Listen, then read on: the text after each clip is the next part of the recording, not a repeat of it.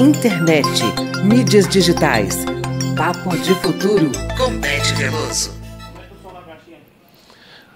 Estamos de volta com o Papo de Futuro, trazendo muitas novidades sobre tecnologia e política em 2025. Nesta primeira coluna do ano, como não poderia deixar de ser, o tema é a Agenda de 2025. Claro que a gente precisaria de uma manhã inteira para abordar tudo o que está em pauta e as expectativas de votações para este ano. Mas você sabia que o rol de decisões vai muito além da pauta do Congresso? Quem vai nos contar mais sobre esse tema é a jornalista Beth Veloso, consultora legislativa da Câmara. Olá, Beth. Olá, Cláudio. Que bom estar de volta aqui nessa bancada, que bom estar de volta com a mensagem, com o recado do Papo de Futuro, nosso recado semanal sobre tecnologia e política. Cláudio, a gente poderia falar em 2025 de pelo menos 3 agendas regulatórias. Claro, a primeira, a mais importante, agenda de telecomunicações. Eu colocaria aí a questão de conectividade, melhorias também na fiscalização regulatória, combate às fraudes que são feitas via telecomunicações, via chamadas telefônicas principalmente, e também interconexão, enfim, uma agenda extensa. Por exemplo, estão previstas políticas e uma revisão do Plano Geral de Metas de Competitividade, de Concorrência, também regras para uso do espectro e, é claro, deveres do usuário. Com relação à segunda agenda, eu colocaria em segundo lugar, Cláudio, o Supremo Tribunal Federal, que tem protagonizado bastante aí esse debate sobre moderação de conteúdo na internet e a revisão do Marco Civil da internet. Esse Marco Civil, ele tem um artigo 19 e já houve 2 votos, especialmente do ministro Dias Toffoli, sobre a questão de uma flexibilidade no artigo 19 que acaba limitando a responsabilidade civil das plataformas digitais. Esse artigo 19 prevê que é preciso de uma ordem judicial para que as plataformas removam o conteúdo solicitado pelo usuário e, portanto, a gente vai ter aí uma discussão. É claro que isso acaba trazendo também o debate do anúncio que houve em janeiro, Claudinho, sobre a meta de uma mudança na moderação de conteúdo. É claro que o artigo 19 é diferente de moderação de conteúdo, que esse sim é feito somente pelas plataformas, e esse debate da moderação vai voltar também para a Câmara, Cláudio, através do PL 2630 de 2020 ou de uma outra matéria análoga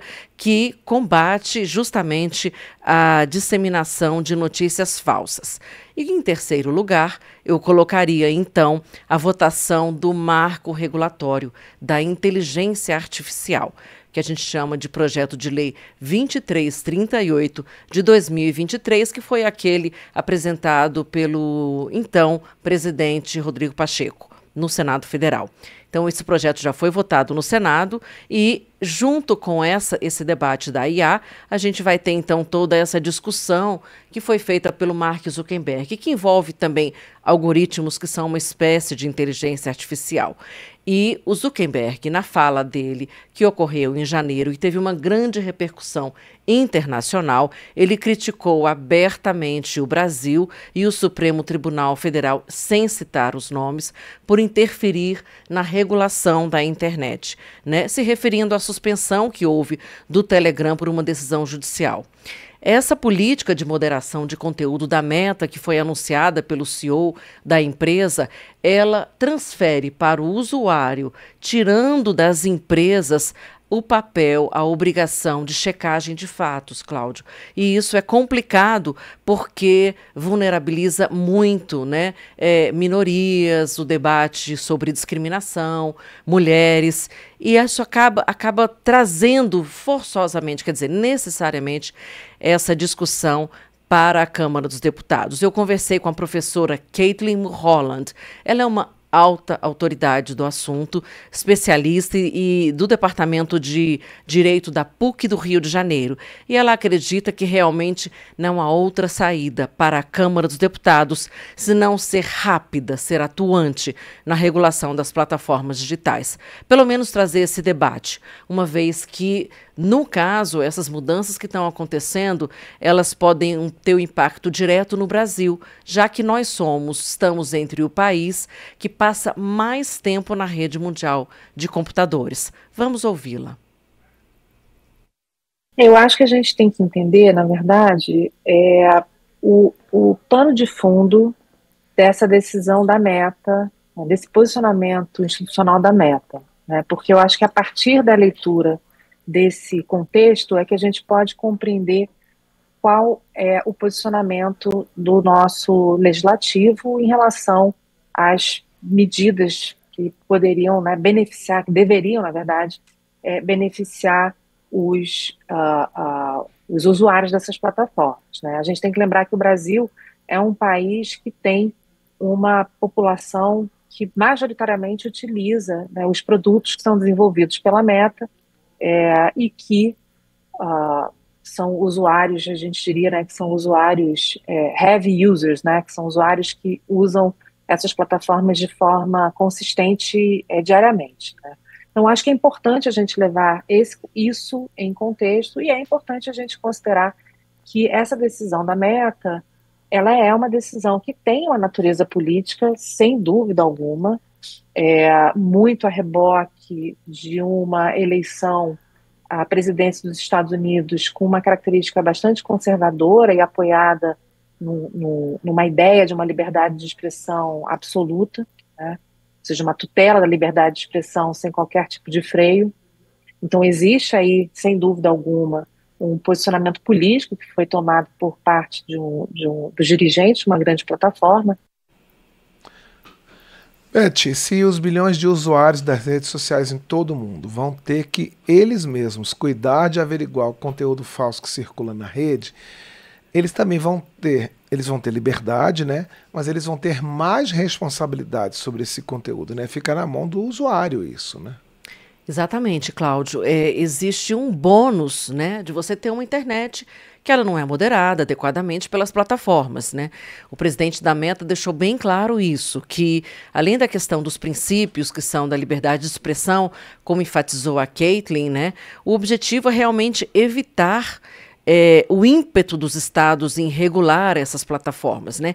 Ímpetos que passa por comunidades como a comunidade europeia, como o próprio Brasil, que acabam tendo uma atuação mais enérgica nesse sentido por meio do Supremo Tribunal Federal.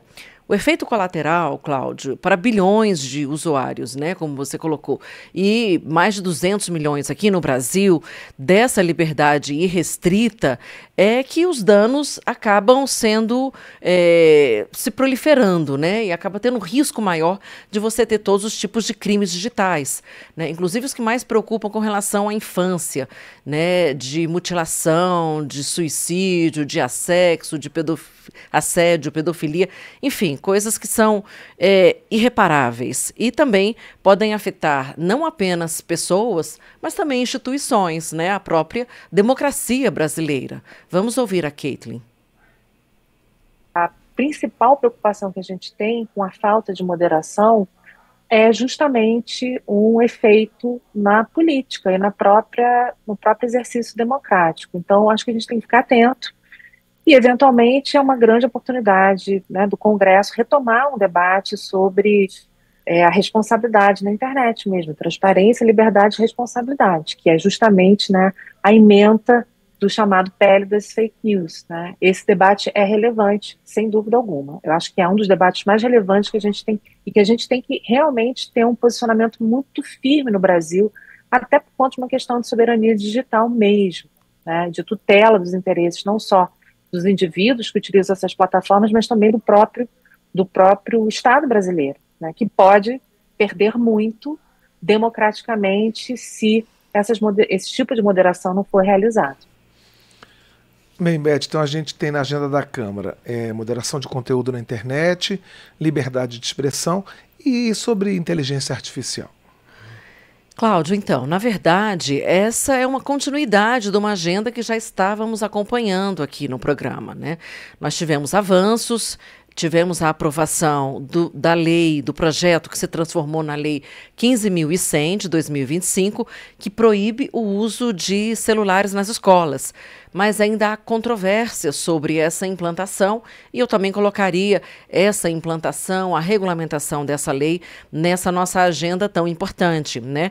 E além disso, como você perguntou, temos o 2338 de 2023, que, apesar de ser um projeto louvável, esse marco regulatório da inteligência artificial, ele também recebeu muitas críticas, né? Por ter uma abordagem muito baseada em princípios, uma abordagem um pouco prática, deixando de lado questões essenciais mesmo do seu próprio funcionamento. E esse marco regulatório da IA precisa se ajustar bastante à legislação brasileira, né? O próprio Código de Defesa do Consumidor, a Lei Geral de Proteção de Dados. A professora Caitlin, ela ressalta que a regulação da IA, ela tem que abordar, por exemplo, a questão dos riscos, né? A precisão dos riscos e que tipo de risco a própria inteligência artificial oferece, as redes sociais oferecem, né? Os algoritmos oferecem e que tipo de transparência a gente precisa ter para poder responsabilizar as empresas quando ocorre um dano. Vamos ouvi-la. O projeto de lei, ele traz uma série de medidas que, na verdade, são autocompositivas dos próprios desenvolvedores do sistema, que seriam garantidos por meio de governança, né? Mas é uma governança que é privada, né? Então é como se a gente estivesse diante de um projeto de lei que dissesse o seguinte: olha, a gente, para facilitar, né, a compreensão, os desenvolvedores de sistemas de inteligência artificial, eles têm que se responsabilizar por determinadas medidas de governança. E essas medidas são estabelecidas em lei e elas são tomadas, eventualmente, em conjunto por vários desenvolvedores, né? Então, quem vai regular, né, essa é uma questão importante, quem é que vai verificar se essas boas práticas estão sendo ou não atendidas, quem que vai identificar se um sistema ele é transparente o suficiente para ser explicável para as pessoas, né? Então, tem a questão da própria agência reguladora, né, que é uma questão problemática porque ainda existe uma disputa política muito grande, né? Enfim, esses debates todos são debates que eu acho que a Câmara deveria estar atenta, né? E escutar, né? Eu acho que é fundamental a manutenção de audiências, né? Escutar a sociedade civil, os especialistas, para identificar eventuais gaps que existem na própria legislação e que podem ser, sem dúvida nenhuma, melhorados. Beth, a gente ainda tem um outro fator que é o avanço daquela empresa chinesa DeepSeek no chamado mercado de modelos de linguagem, né? A sigla é LLMS. Esse avanço afetou a valorização de grandes empresas norte-americanas que dominam esse mercado. Eu queria saber como é que isso afeta a eficácia da legislação. As leis, elas podem se tornar obsoletas rapidamente?